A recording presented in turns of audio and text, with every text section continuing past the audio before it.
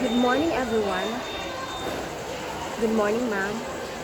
Today, I will report about traditional literary criticism, formalism, and new criticism.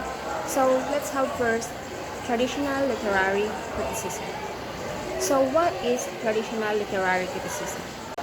Traditional literary criticism, it refers to the analysis and interpretation of literary text using established methods and approaches that have been developed over time. So it is also known as classical literary criticism. This refers to the earliest forms of literary criticism which emerged in ancient Greece and Rome. This approach dominated literary criticism until the mid-20th century. These methods often focused on historical and biographical context in which the text was written, as well as the literary devices and techniques used by the author. Some scholars like Plato and Aristotle wrote about literature and its role in the society. During the Middle Ages, literary criticism was largely focused on biblical interpretation and allegory.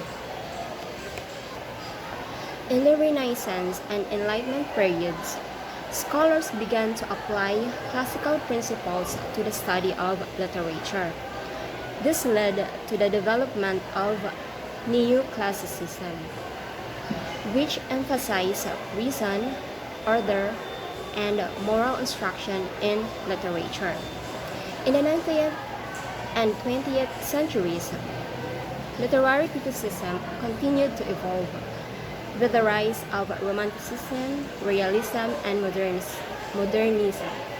Critics like Matthew Arnold, Thomas Stearns Eliot, and William Emerson developed new approaches to literary analysis, emphasizing close reading, textual analysis, and literary devices. So I have a question. What is the purpose of traditional literary criticism? So why do we need to uncover author intentions? Why do we need to understand and appreciate literature? So traditional critics feels like that in order to truly understand or evaluate an author's work, they must know some basic biographical information about the writer, of course. They then look to see how that information reflects on the work of the writer, of the author. They ask questions like when and where was the author was born? Was he married? When did he go to college?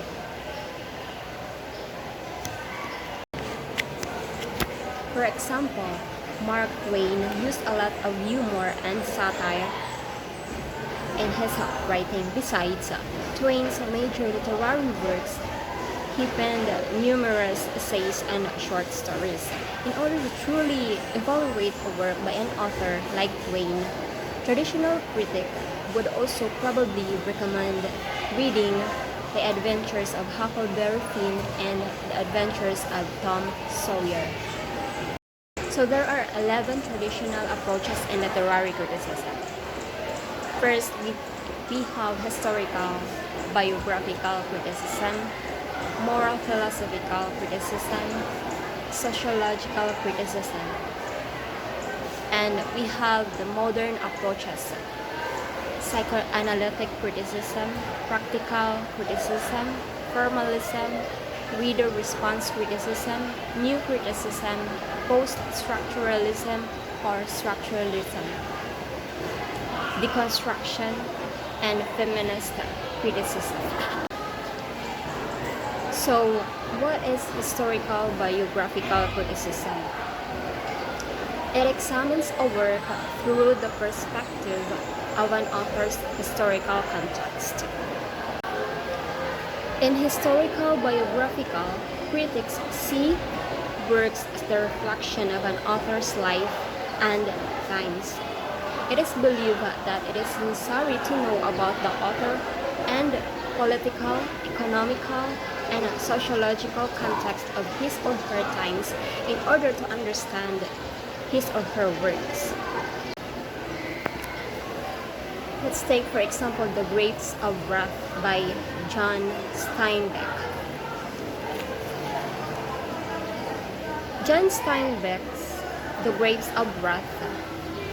Tom Joad and his family are forced from their farm in the Depression era. Oklahoma Dust Bowl and set out for California along with thousands of others in search of jobs, land, and hope for a brighter future. Its theme is the dehumanizing nature of capitalism. Throughout the novel, many characters are forced to act against others for their own economic interests. A Tale of Two Cities by Charles Dickens takes before and during the French Revolution. Harris Laurie is traveling to Paris to reunite Dr. Manette with his long-lost daughter Lucy. Dr. Manette has been living in hiding in Paris, awaiting his rescuers who will return him to England. Themes of duality, revolution, and resurrection. It was the best of times. It was the worst of times in London and Paris, as economic and political unrest lead to the American and French revolutions. Next is the moral philosophical criticism. It evaluates a work based on the moral statements and judgments expressed by characters and the author within the text. For example, The Scarlet Letter by Nathaniel Hawthorne. This novel is set in a village in Puritan New England. So the main character is Hester Prynne, a young woman who has born a child out of wedlock that commits adultery. Hester believes herself a widow, but her husband, Roger Shillingworth, arrives in New England very much alive and conceals his identity. So the moral story there is that it's punishment and the importance. So the moral story there is the punishment and the importance of truth and the sin and its effects. Stopping by the Woods on a Snowy Evening by Robert Frost. So what happens in stopping by woods on a snowy evening? One evening, the speaker stops to watch the snow falling through the trees. His horse seems anxious to keep going, but the speaker stays a while longer, studying the beautiful woods. The speaker stopped his horse outside a wood that he thinks belonged to a local man. So the moral of the story, on the surface, this poem is simplicity itself. The speaker is stopping by some woods on a snowy evening. He or she takes in the lovely space in near silence, is tempted to say longer, but acknowledges the pool of obligations and a considerable distance yet to be traveled before he or she can rest for the night. Sociological criticism. It examines the author's status in their society as well as the effect that literary work had on its audience within the society. Let's take for example The Great Gatsby by F. Scott Fitzgerald. critiques the excesses of capitalism and the corrupting influence of wealth, highlighting the issues of social stratification, their class, and the American dream. The Great Gatsby. The novel reaches its tragic conclusion when George Wilson, the husband of Myrtle Wilson, Tom's mistress, seeks revenge against Gatsby, mistakenly believing that he was the one who was having an affair with his wife. Wilson finds Gatsby in his pool and shoots him, killing him. Daisy returns to Tom, and the novel ends with Nick reflecting on the emptiness and moral decay of the wealthy elite. So, The Great Gatsby deals with the major themes of love and illusion. Gatsby's all-consuming love for Daisy is an illusion that ultimately leads to his downfall. The novel shows how love can be distorted by wealth, status, and social expectations. So we're now here in Modern Approaches. Psychoanalytic criticism examines literature based on the psychological desires and neuroses of the characters within a particular piece of literature. Psychoanalytic critics believe that an author's unconscious thoughts are expressed through their work. So this theory applies the ideas of Freudian psychology, literature, the id, ego, and superego. This encourages the readers or critics to be creative and speculative about the characters or authors' motivations, drives, fears, and desires. Next is practical criticism. It encourages readers to examine the text without regard to any outside context. So it disregards the historical, cultural, moral, philosophical context, and sociological criticism. Formalism. It encourages readers to judge the artistic merit of literature by examining its formal elements like language and technical skill. So as we go along, we will discuss the formalism in our next topic. Next is the reader response of criticism.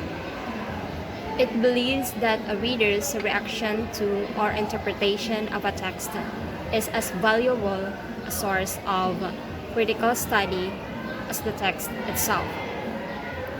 So it is concerned with how the work is viewed by the audiences. In this approach, the reader creates meaning, not the author of the work. New criticism.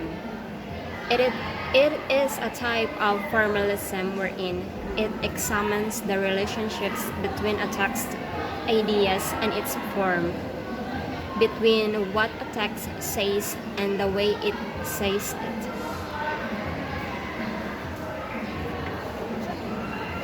So it focused on examining the formal and structural elements of literature as opposed to the emotional or moral elements. Post-structuralism questions any assumed universal truths as reliant on a social structure that influence them. Roland Barthes, one of the writers who shaped post-structuralism, the father of semiotics. Structuralism and post-structuralism. Roland Barthes was a key figure in the transition from structuralism to post-structuralism. While Structuralism emphasizes the underlying structures and patterns in language and culture. In post-structuralism, it questioned these structures and emphasized the instability and fragmentation of meaning. Deconstruction. It picks apart of text, ideas, or arguments, looking for contradictions that render any singular reading of a text impossible. In deconstructing a text calls for a careful reading about a bit of creativity. The text says something about than what it appears to say. The belief that language always betrays the speaker, especially when there is a metaphor. A deconstructive critic deals with the obviously major features of a text and then vigorously explores its oppositions, reversals, and ambiguities. How to do deconstruction? First, identify the oppositions in the text. Second, determine which member appears to be favored or privileged and look for evidence that contradicts that favoring or privileging. Lastly, expose the text indeterminacy. Feminist criticism. Feminist literary criticism actively supports women's knowledge in literature and valuing women's experiences. This examines how works of literature embody patriarchal attitudes. The ways in which literature and other cultural productions reinforce or undermine the economic, political, social, and psychological oppression of women. Traditional approaches analyze a work of art as the mirror of the author and the society of the period in which it is written. Studying the historical events of the period and getting information about the author's life and experiences could help us understand what the text explains and what the author intends.